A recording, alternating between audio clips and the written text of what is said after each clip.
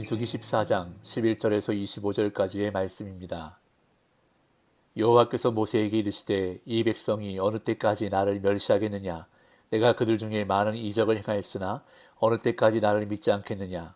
내가 전염병으로 그들을 쳐서 멸하고 네게 그들보다 크고 강한 나라를 이루게 하리라. 모세가 여호와께 여짜오되 애굽인 중에서 주의 능력으로 이 백성을 인도하여 내셨거늘 그리하시면 그들이 듣고 이 땅 거주민에게 전하리이다. 주 여호와께서 이 백성 중에 계심을 그들도 들었으니 곧 주 여호와께서 대면하여 보이시며 주의 구름이 그들 위에 섰으며 주께서 낮에는 구름 기둥 가운데에서 밤에는 불 기둥 가운데에서 그들 앞에 행하시는 것이니이다.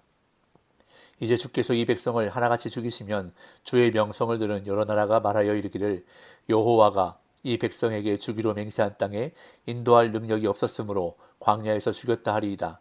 이제 구하옵나니 이미 말씀하신 대로 주의 큰 권능을 나타내옵소서. 이르시기를 여호와는 노하기를 더디하시고 인자가 많아 죄악과 허물을 사하시나 형벌 받을 자는 결단코 사하지 아니하시고 아버지의 죄악을 자식에게 갚아 3, 4대까지 이르게 하리라 하셨나이다. 구하옵나니 주의 인자의 광대하심을 따라 이 백성의 죄악을 사하시되 애굽에서부터 지금까지 이 백성을 사하신 것 같이 사하시옵소서. 여호와께서 이르시되 내가 네 말대로 사하노라. 그러나 진실로 내가 살아있는 것과 여호와의 영광이 온 세계에 충만할 것을 두고 맹세하노니 내 영광과 애국과 광야에서 행한 내 이적을 보고서도 이같이 10번이나 나를 시험하고 내 목소리를 청종하지 아니한 그 사람들은 내가 그들의 조상들에게 맹세한 땅을 결단코 보지 못할 것이요 또 나를 멸시하는 사람은 한 사람도 그것을 보지 못하리라. 그러나 내 종 갈렙은 그 마음이 그들과 달라서 나를 온전히 따랐은즉 그가 갔던 땅으로 내가 그를 인도하여 드리리니 그의 자손이 그 땅을 차지하리라. 아말렉인과 가나안인이 골짜기에 거주하나니 너희는 내일 돌이켜 홍해의 길을 따라 광야로 들어갈지니라. 아멘. 민수기 14장은 이스라엘 백성들이 하나님께 원망하고 그 원망을 들으신 하나님께서 이스라엘 백성들을 벌하시는 장면이 기록되어 있습니다. 모세의 인도를 따라 애굽에서 나온 이스라엘 백성들은 이제 가나안 땅을 눈앞에 두고 정탐꾼들을 그곳으로 보냈습니다. 이스라엘 12지파에서 지휘관 된 한 사람씩 모두 12명의 정탐꾼들을 가나안 땅으로 보내는데 그들이 정탐을 마치고 돌아와서 보고하는 장면이 민수기 13장에 나옵니다. 민수기 13장 25절에서 29절을 제가 읽겠습니다. 40일 동안 땅을 정탐하기를 마치고 돌아와 바란 광야 가데스에 이르러 모세와 아론과 이스라엘 자손의 온 회중에게 나와 그들에게 보고하고 그 땅의 과일을 보이고 모세에게 말하여 이르되 당신이 우리를 보낸 땅에 간즉 과연 그 땅에 젖과 꿀이 흐르는데 이것은 그 땅의 과일이니이다. 그러나 그 땅 거주민은 강하고 성읍은 견고하고 심히 클 뿐 아니라 거기서 아낙 자손을 보았으며 아말렉인은 남방 땅에 거주하고 헷인과 여부스인과 아모리인은 산지에 거주하고 가나안인은 해변과 요단가에 거주하더이다. 12명의 정탐꾼들은 먼저 가나안 땅에 대한 사실적인 보고를 했습니다. 그들이 직접 눈으로 본 사실과 또한 그 땅에서 가지고 온 과일들을 보여주면서 가나안 땅이 정말로 젖과 꿀이 흐르는 비옥한 땅이라는 사실을 보고함과 동시에 그 땅에 사는 거주민들이 강하고 그들의 성읍이 심히 크고 견고하다는 사실까지 있는 그대로 보고하였습니다. 그 땅이 비옥하다는 말과 정탐꾼들이 가지고 온 과일을 보면서 이스라엘 백성들은 너무나 좋았을 것입니다. 하지만 그 땅 거주민들이 강하고 그들의 성읍이 심히 크고 견고하다는 말에 분위기가 좋지 않게 바뀌었던 것 같습니다. 백성들이 여기저기서 웅성거렸던 것 같습니다. 이에 정탐꾼 중에 한 사람이었던 갈렙이 나서서 이렇게 이야기합니다. 민수기 13장 30절. 갈렙이 모세 앞에서 백성을 조용하게 하고 이르되 우리가 곧 올라가서 그 땅을 취하자 능히 이기리라 하나. 정탐꾼들의 부정적인 보고를 듣고 이스라엘 백성들이 술렁거립니다. 가나안 땅에 들어갈 수 있을 것이라는 희망을 가지고 여기까지 왔는데 이제 그 희망이 절망으로 바뀌기 시작합니다. 그러자 갈렙이 홀로 나서서 담대하게 외칩니다. 우리가 곧 올라가서 그 땅을 취하자 능히 이기리라. 이길 수 없을 것이라는 절망이 백성들 가운데 퍼지기 시작하자 갈렙은 아니다. 우린 능히 이길 수 있다. 그 땅을 가질 수 있다라고 외쳤던 것입니다. 그러자 다른 10명의 정탐꾼들이 갈렙의 말에 반박하며 우리는 그 땅 백성을 도저히 이길 수 없다라고 말했습니다. 13장 31절에서 33절. 그와 함께 올라갔던 사람들은 이르되 우리는 능히 올라가서 그 백성을 치지 못하리라.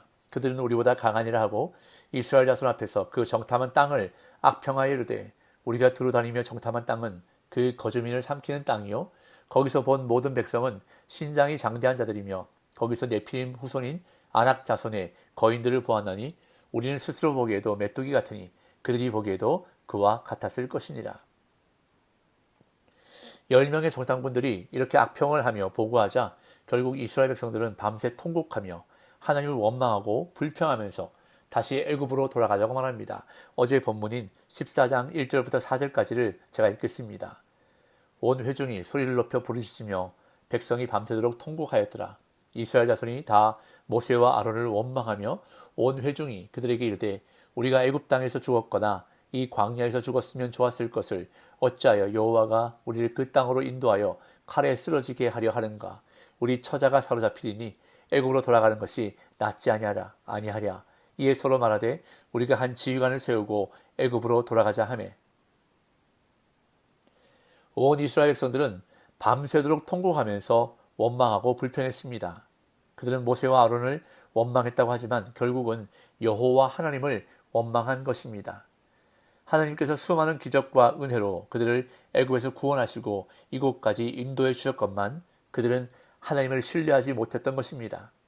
하나님께서 분명 가나안 땅을 주시겠다고 말씀하셨는데도 믿지 못한 것입니다. 이 하나님은 오늘 본문에서 이렇게 말씀하십니다. 11절 12절입니다. 여호와께서 모세에게 이르시되 이 백성이 어느 때까지 나를 멸시하겠느냐. 내가 그들 중에 많은 이적을 행하였으나 어느 때까지 나를 믿지 않겠느냐. 내가 전염병으로 그들을 쳐서 멸하고 네게 그들보다 크고 강한 나라를 이루게 하리라. 하나님은 모세에게 어느 때까지라는 질문을 반복하시면서 이스라엘의 불신앙을 책망하셨습니다. 그리고 이스라엘을 멸하고 모세를 시조로 새로운 나라를 세우겠다고 하시는데 이는 출애굽기 32장에서 이스라엘이 금송아지를 숭배했을 때 하신 말씀과 동일합니다. 그러자 모세 또한 시내산에서 그랬던 것처럼 하나님을 만류합니다. 13절에서 16절. 모세가 여호와께 여짜오되 애굽인 중에서 주의 능력으로 이 백성을 인도하여 내셨거늘 그리하시면 그들이 듣고 이 땅 거주민에게 전하리이다. 주 여호와께서 이 백성 중에 계심을 그들도 들었으니 곧 주 여호와께서 대면하여 보이시며 주의 구름이 그들 위에 섰으며 주께서 낮에는 구름 기둥 가운데에서 밤에는 불 기둥 가운데에서 그들 앞에 행하시는 것이니이다. 이제 주께서 이 백성을 하나같이 죽이시면 주의 명성을 들은 여러 나라가 말하여 이르기를 여호와가 이 백성에게 주기로 맹세한 땅에 인도할 능력이 없었으므로 광야에서 죽였다 하리이다. 모세는 다시 한번 백성의 중재자로 나서서 하나님께 거듭 용서를 구하는데 모세의 첫 번째 강구는 하나님의 명성에 호소하는 것이었습니다. 그는 하나님이 이스라엘을 구출하셨으니 그들을 끝까지 인도해 주셔야 하나님의 명성에 해가 되지 않는다는 주장을 펼쳤습니다. 이스라엘을 인도하셨던 하나님이 그들을 멸망시킨다면 주변 민족들에게 조롱거리가 될 것인데 하나님이 이스라엘을 약속의 땅으로 인도할 능력이 없었다고 이방인들이 비웃을 것이라고 말합니다. 이어 모세는 주의 큰 권능을 나타내달라고 요청합니다. 17절에서 19절. 이제 구하옵나니 이미 말씀하신 대로 주의 큰 권능을 나타내옵소서. 이르시기를 여호와는 노하기를 더디하시고 인자가 많아 죄악과 허물을 사하시나 형벌 받을 자는 결단코 사하지 아니하시고 아버지의 죄악을 자식에게 갚아 3, 4대까지 이르게 하리라 하셨나이다.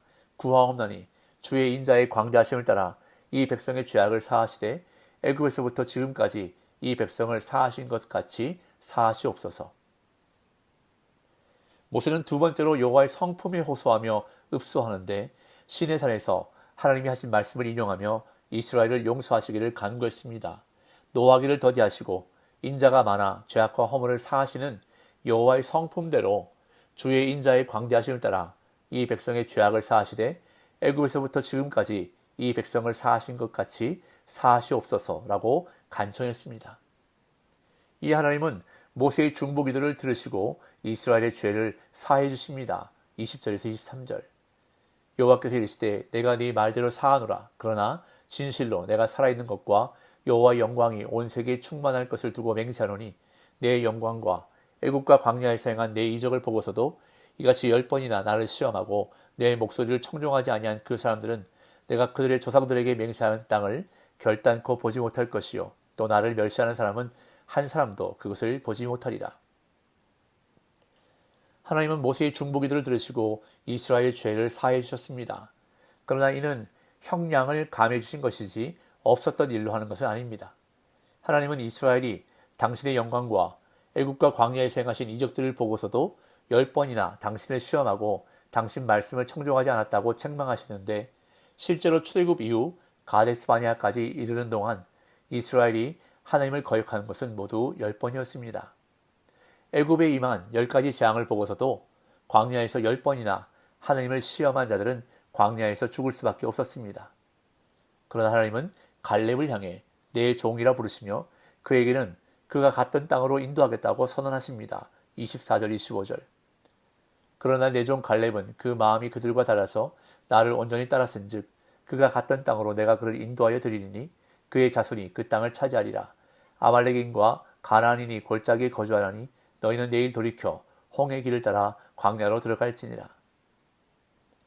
하나님은 갈렙을 향해 그 마음이 그들과 달라서 하나님을 온전히 따랐다고 평가하시며 가나안 땅으로 인도하여 드리겠다고 선언하셨습니다. 그런 다음 이스라엘 백성을 향해서는 아말렉인과 가나안인을 피해 홍해 길을 따라 광야로 들어가라고 명령하셨습니다. 오늘 본문은 갈렙을 향해 하나님을 온전히 따랐다고 표현하는데 이는 전심을 다해 하나님을 따른다는 것입니다. 전심을 다해 하나님의 말씀을 붙잡고 그 말씀대로 따른다는 것입니다. 어떤 학자는 이 부분의 원어 표현이 항해에 관한 비유라고 하면서 그 의미는 돛을 올리고 똑바로 전진하는 배와 관련되어 있다고 말합니다. 즉 배가 직선 항로에서 조금도 벗어나지 않고 전진하는 모습과 같다는 것입니다. 이렇게 항해하는 배는 성공적인 운항을 할 수밖에 없고 성공적으로 목적지에 도착하게 될 것입니다. 마찬가지로 하나님을 온전히 따르는 삶, 즉 하나님의 말씀을 붙잡고 그 말씀대로 순종하는 삶을 살아갈 때 그 인생은 성공할 수밖에 없다는 것입니다. 오늘 저와 여러분들 삶이 갈렙과 같이 하나님을 온전히 따르는 삶이 되기를 간절히 소망합니다. 그리하므로 오늘 이 하루도 성공하는 삶, 승리하는 인생 되시기를 예수님의 이름으로 축복합니다.